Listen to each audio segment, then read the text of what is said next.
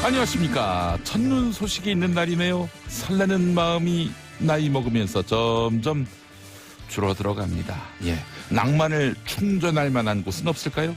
낭만은 아니지만 세상 보는 눈을 충전해 드립니다. 김용민의 정치 쇼 시작하겠습니다. 전 김용민입니다. 지금 이 시각 여러분이 가장 많이 찾아본 실시간 검색어 들여다보겠습니다. 말씀드린 대로 서울 첫눈. 오늘 전국에 눈비가 예고됐습니다. 특히 서울은 첫눈이 내릴 가능성이 높다고 하는데요. 기온 하락도 감안하셔야 합니다. 내일과 모레 아침 영하입니다. 다음 민주노총 파업. 탄력 근로제 확대에 반대하는 민주노총 오늘 하루 총파업에 돌입하는데 80만 중에서 10만에서 20만 사이의 조합원이 참여할 것 같습니다. 그리고 2심 선고. 박근혜 전 대통령의 총선 개입 혐의에 대해서 오늘 2심 선고가 내려집니다. 1심 땐 징역 2년이 선고됐었죠? 네. 그래요. 눈 오는 날 이 노래 안 들을 수가 없습니다. 미스터2의 하얀 겨울. 김용민의 정치쇼. 네, 수요일 1부 시작하겠습니다. 박종욱님, 선곡이 아재 감성이라고 디스하면서도 따라 부르고 있네요. 하얀 겨울이 아재 감성의 음악입니까? 이게 90년대 나온 노래 아닙니까? 2000년대가 아니군요. 90년대 나온 노래네요. 93년이라고. 예, 그렇습니다. 그래요. 80년대생은 모른다고. 전 알고 있습니다. 예. 네. 80년대생? 네, 82년생입니다. 그렇군요. 네. 알겠습니다.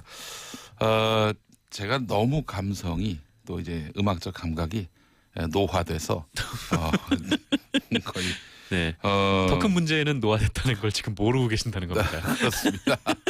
저는 사실 그래서 우리 아침 5시 때 방송되는 네. 유영미의 날마다 청춘인가요? 예, 우리 SBS 러브 FM에서 하는 방송. 거. 네.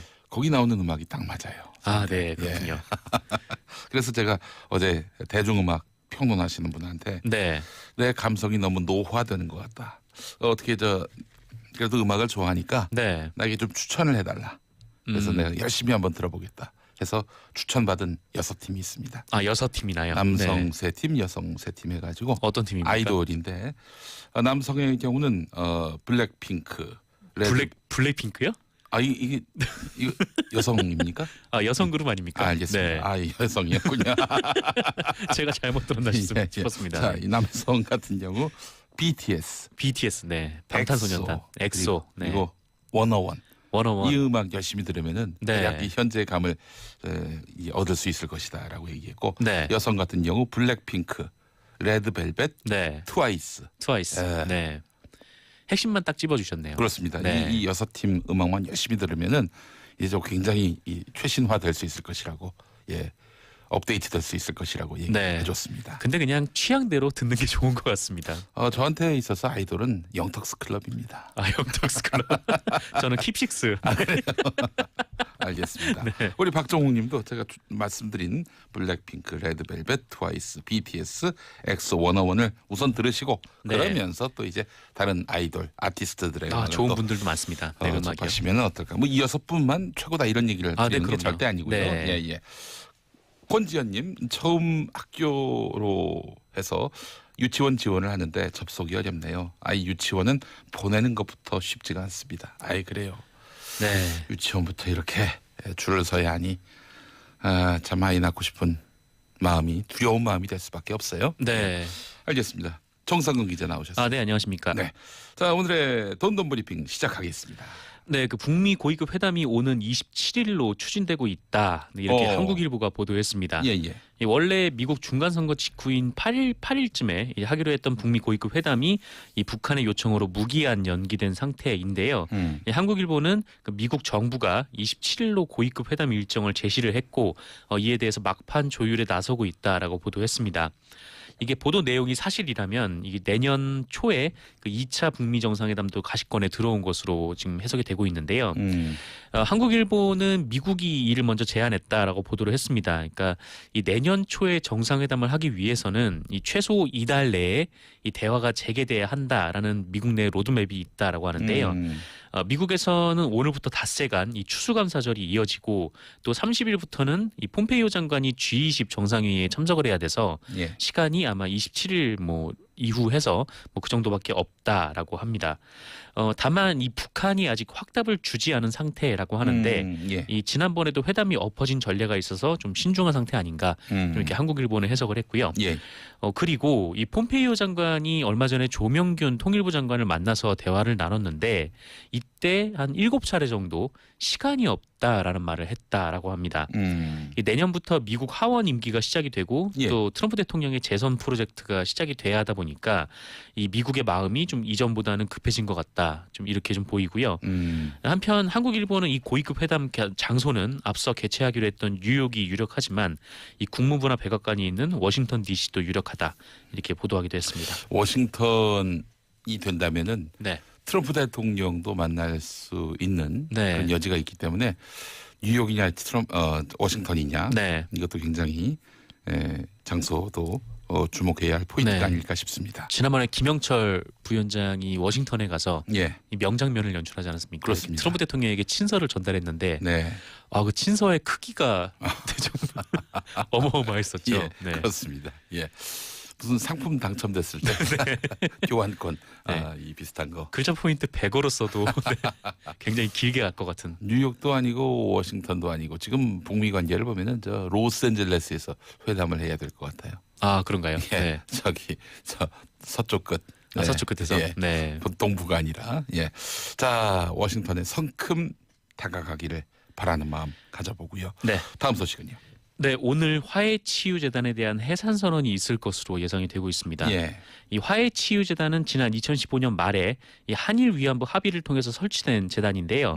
일본이 10억엔, 그러니까 우리 돈으로 한 100억 정도를 출연을 해서 이 재단을 하나 만들고 거기서 일본군 성노예 피해자 할머님들을 지원하겠다. 예. 그리고 그걸로 위안부 문제는 해결된 것이다라는 것이 이 한일 위안부 합의의 골자였고 네. 이 화해치유재단은 그 합의의 상징과 같은 것이었는데요.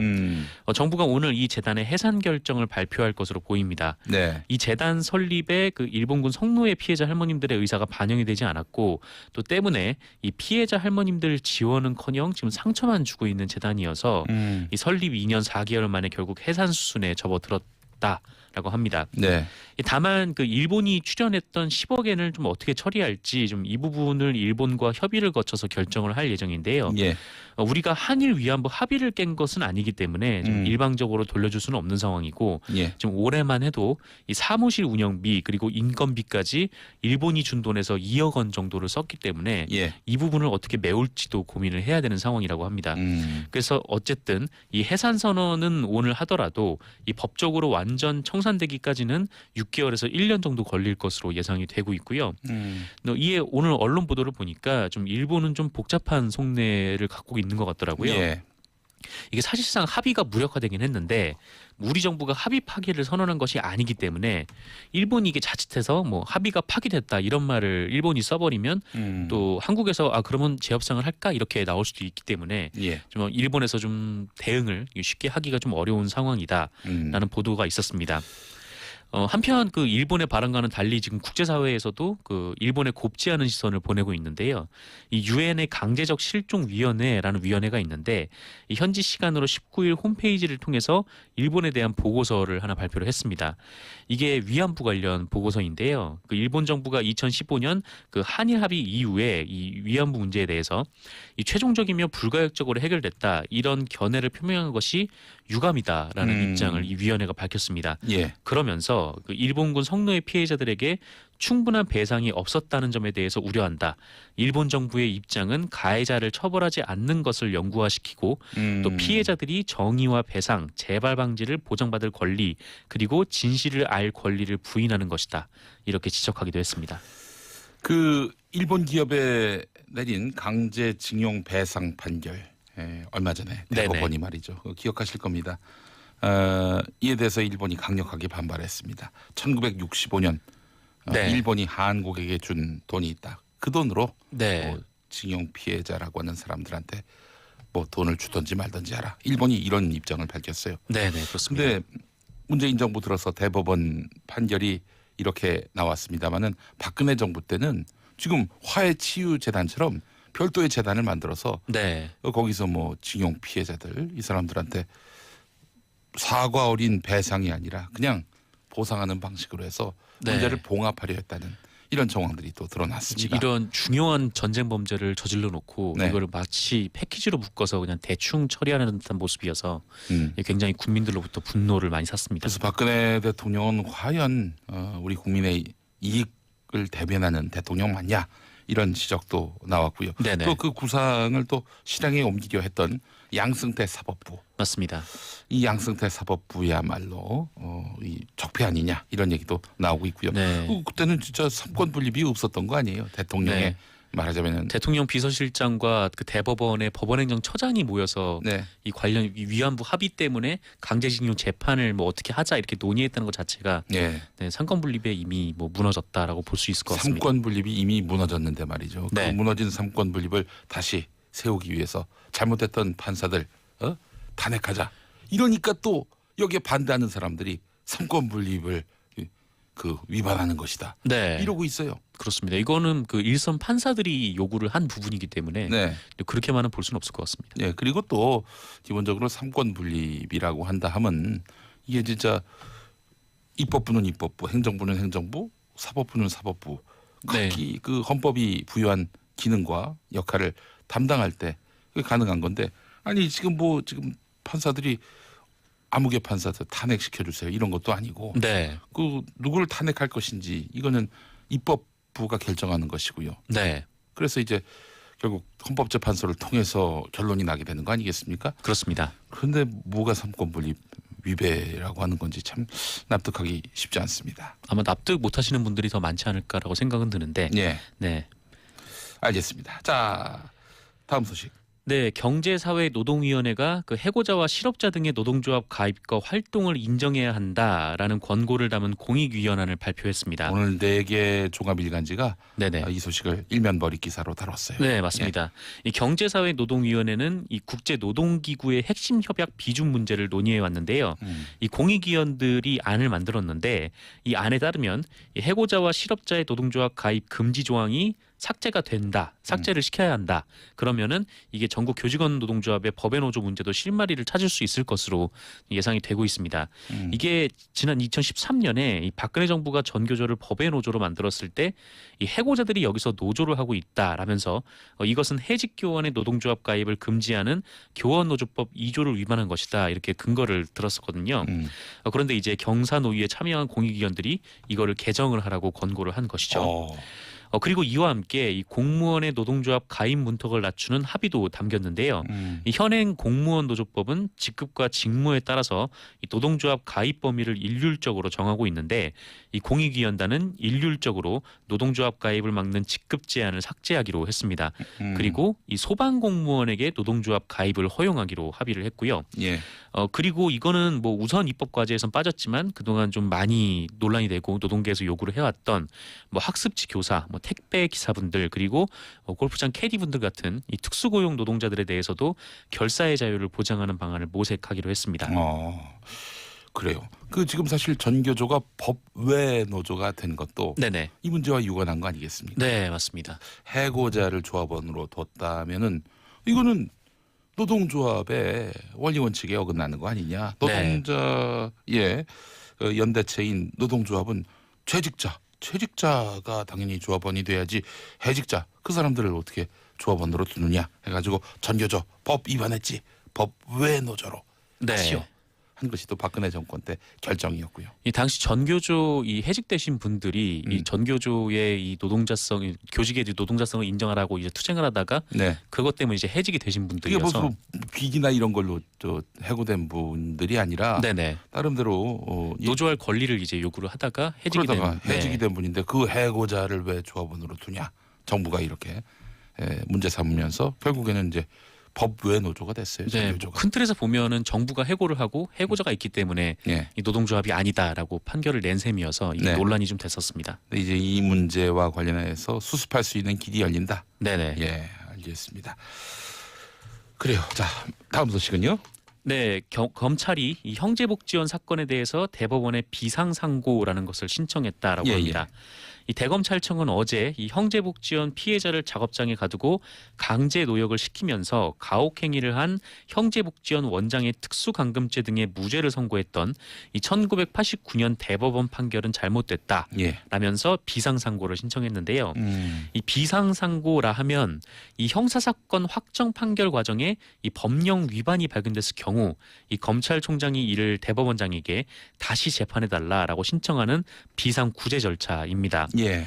이 대법원이 만약에 이거를 인정을 하고 이 비상상고를 받아들이면 이 과거에 내려졌던 무죄 판결은 이게 무조건 파기가 된다라고 하더라고요. 예. 예. 검찰에서는 이 해당 판결이 위헌적 요소가 있는 이 내무부 훈령에 근거하고 있기 때문에 이게 문제다라고 판단을 했습니다. 예. 이 내무부 훈령이라는 것은 이 1975년에 이 도시정화라는 이름으로 본인 의사와 상관없이 불황자로 보이는 사람들을 잡아가둘 수 있는 그런 내용이었는데요. 이 훈령 하나 때문에 이 기차를 놓쳐서 대합실에서 잠을 자던 분 그리고 직장을 구하러 뭐 부산에 와서 돌아다니다가 뭐 구직 활동을 위해 돌아다녔던 사람 멀쩡한 사람들을 이렇게 납치한 거예요, 한마디로. 네, 심지어 이제 집을 찾지 못한 어린 아이들까지 예. 이 납치를 해서 이 무려 3천여 명의 사람들이 피해를 입었습니다. 예. 멀쩡하지 않은 사람도 납치하면 안 되죠. 네, 말을 하고 보니까. 그렇죠. 예. 그리고 이제 형제복지원에서는 12년 동안 무려 513명이 목숨을 잃기도 했는데요. 그렇습니다. 네. 성폭행은 물론이고 폭행에 의한 사망에 이르기까지 수용자 3만 8천 명 가운데 513명이 이렇게 세상을 떠났어요. 네, 맞습니다. 엽기적인 사건, 이거 진상을 제대로 다시 규명해야겠습니다. 정상근 기자 수고하셨습니다. 네, 수고하셨습니다. 2부에서 돌아오겠습니다.